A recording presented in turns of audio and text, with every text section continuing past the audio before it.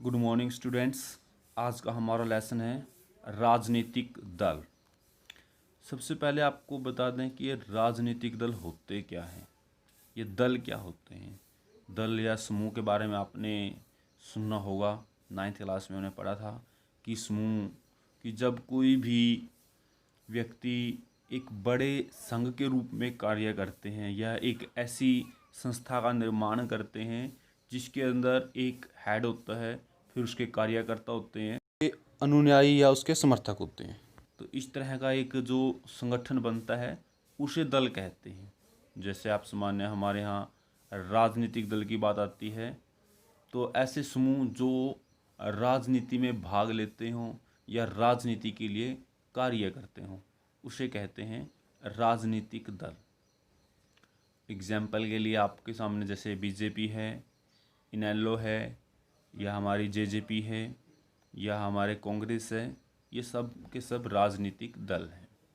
दल भी दो तरह के होते हैं, जिसमें हमारा एक था दबाव समूह दल, वो भी इसी तरह के दबाव समूह होते हैं, और एक राजनीतिक दल।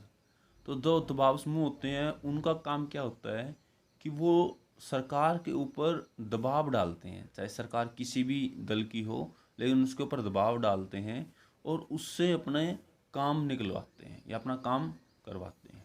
होते हैं दबाव समूह, मतलब एक लोगों के ऊपर दबाव, लोग जो हैं वो सरकार के ऊपर दबाव डालकर अपना काम निकलवाते हैं।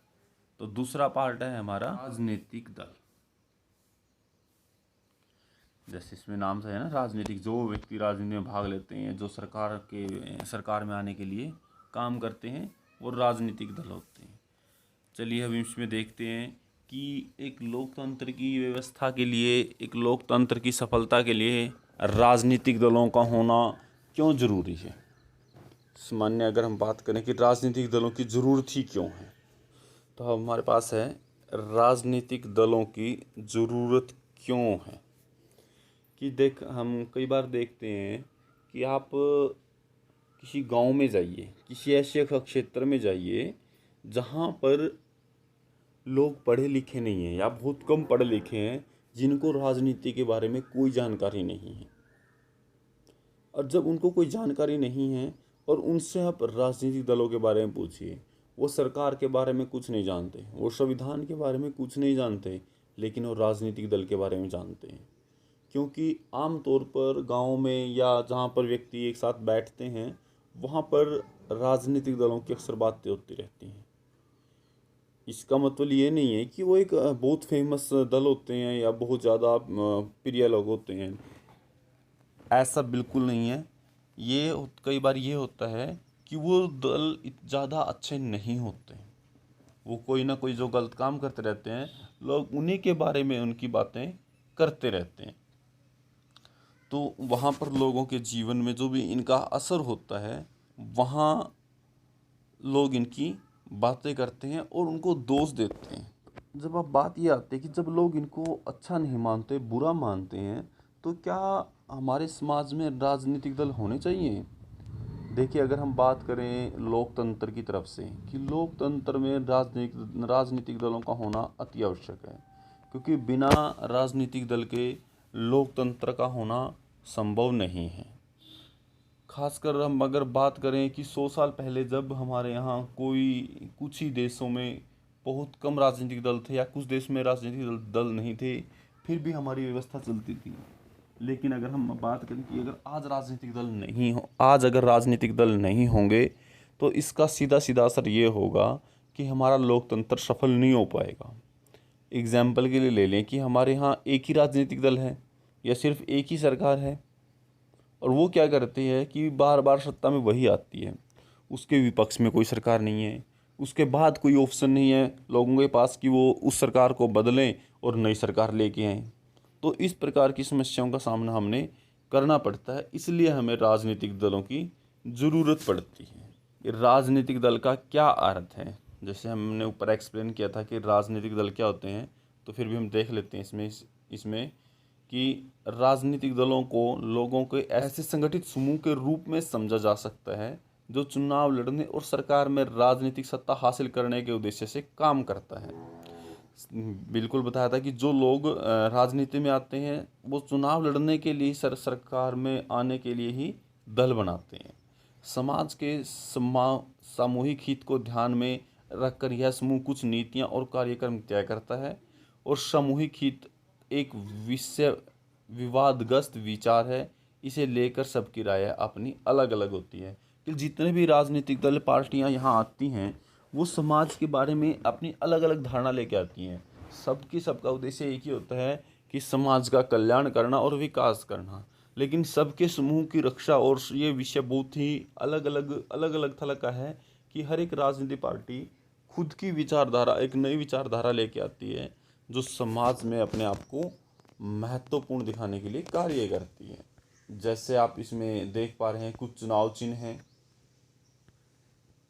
जब चुनाव होता है तो उस समय दीवारों पर या हमारे बैनरों के माध्यम से या हमारे यहाँ पोस्टर पर लगा के ऐसे कुछ चुनाव चिन्ह लोगों को बांटे जाते हैं ताकि लोगों को इसके बारे में अधिक से अधिक पता लगे और वो किसको वोट दे सकें। हर एक राजनीतिक दल के विचारधाराएं अलग अलग होती हैं। इसी आधार पर दल लोगों को यह समझाने का प्रयास करते हैं कि उनकी नीतियाँ औरों से बेहतर हैं। वो लोगों का समर्थन पाकर चुनाव जीतने के बाद उन नीतियों को लागू करने का प्रयास करते हैं कि जो उन्होंने वादे किए थे समाज से, वो कोशिश करते हैं कि उन नीतियों को समाज के अंदर लेके आएँ। इस प्रकार दल किसी समाज की बुनियादी राजनीतिक विभाजन को भी दर्शाते हैं। पार्टियां समाज के किसी एक हिस्से से संबंधित होती हैं, इसलिए उसका नज़रिया समाज के उस वर्ग, समूह या विशेष की तरफ झुकाव होता है। क्योंकि जो भी पार्टी बनती है वो उसी क्षेत्र विशेष के लिए कार्य करेगी। फॉर एग्जांपल हम बात करते हैं, हमारा जेजेपी का एक छोटा सा समूह है जो अभी अभी निर्माण में आया है या इसको अभी बनाया गया है। ऐसे हम बीजेपी की बात करें, बहुत पुरानी पार्टी है, लेकिन जिस दबाव समूह या जिस क्षेत्र से बनी है तो वो उसी का विकास ज़्यादा करती हैं। इस प्रकार दल किसी समाज के बुनियादी राजनीतिक विभाजन को भी दर्शाते हैं, क्योंकि ये एक समाज को अलग भाग में बांट देते हैं। अगर वो मेंबर जिन्होंने पार्टी का निर्माण किया है वो अगर एक विशेष जाति से संबंध रखता है, एग्जाम्पल के लिए वो किसी जाट समुदाय से है, वो हरिजन समुदाय से है, ब्राह्मण समुदाय से है, अगर इस प्रकार का हिस्से में वो अगर आता है तो अपने ही समाज के लोगों के लिए ज़्यादा काम करता है। पार्टी समाज के किसी एक हिस्से से संबंधित होती है, इसलिए इसका नज़रिया समाज के वर्ग, समूह की विशेष की तरफ झुका होता है। किसी दल की पहचान उसकी नीतियाँ और उसके सामाजिक आधार पर तय होती हैं। राजनीतिक दल के 3 हिस्से होते हैं। जैसे आपको बताया था कि राजनीतिक दल कैसे बनता है, कि दल नेता, फिर होते हैं उसके सक्रिय नेता जो उसके अंदर काम करते हैं, जो उसकी पार्टी के लिए काम करते हैं, और फिर होते हैं उसके समर्थक और अनुयायी जो उसको सपोर्ट करते हैं। अब आता है हमारा राजनीतिक दल के कार्य है कि राजनीतिक दल क्या काम करता है। राजनीतिक दल क्या करते हैं? मूलतः राजनीतिक दल राजनीतिक पदों को भरने और राजनीतिक सत्ता का इस्तेमाल करते हैं। दल पर कई तरह के काम भी करते हैं। जब वो सरकार में आते हैं या सरकार के लिए जो चुनाव लड़ते हैं उसमें वो ज़्यादा हिस्सेदारी दिखाते हैं। जैसे दल चुनाव लड़ते हैं, अधिकांश लोकतांत्रिक देशों में चुनाव राजनीतिक दल द्वारा खड़े किए गए उम्मीदवारों के बीच लड़ा जाता है। कि जो 2 पार्टियां हो जाती हैं, 3 पार्टियां हो जाती हैं, तो उनके मध्य में चुनाव लड़ा जाता है। तो राजनीतिक दल उम्मीदवारों का चुनाव कई तरीके से करते हैं। अमेरिका जैसे कुछ देशों में उम्मीदवारों का चुनाव दल के सदस्यों और समर्थक करते हैं कि जो उस दल में या जो उस पार्टी के अंदर जो व्यक्ति चुना जाता है वही व्यक्ति को आगे मंत्री पद पे बैठा देते हैं, सरकार के अंदर बैठा देते हैं। अब इस तरह का चुनाव वाले देश की संख्या बढ़ती जा रही है। अन्य देशों में जैसे भारत में दलों के नेता उम्मीदवार चुनते हैं। आगे है, दल अलग अलग नीतियां और कार्यक्रम को मतदाताओं के सामने रखते हैं कि हम कौन कौन से काम करेंगे और कौन कौन से काम हमारे समाज के लिए ज़रूरी हैं। और मतदाता अपनी पसंद की नीतियां और कार्यक्रम चुनते हैं। देश के लिए कौन सी नीति ठीक है इसके बारे में हम में से सभी की राय अलग अलग हो सकती है, पर कोई भी सरकार इतने अलग अलग विचारों को एक साथ लेकर नहीं चल सकती। लोकतंत्र में समान या मिलते जुलते विचारों को एक साथ लाना होता है ताकि सरकार की नीतियों को एक दिशा दी जा सके। पार्टी यही काम करती हैं। पार्टियां तरह तरह के विचारों को कुछ बुनियादी राहें तक समेट लेती हैं जिनका वो समर्थन करती हैं। सरकार प्रायः शासन दल की राय के अनुरूप अपनी नीतियाँ तय करती हैं कि जितनी भी हमारे वहाँ समाज के अनुसार जो काम की उम्मीद की जाती है ताकि वो अधिक से अधिक लोगों की पसंद बने, वही नीतियाँ का निर्माण वो वहाँ पर करती हैं। आगे की विशेषताओं को देखेंगे अगली वीडियो में। Thank you.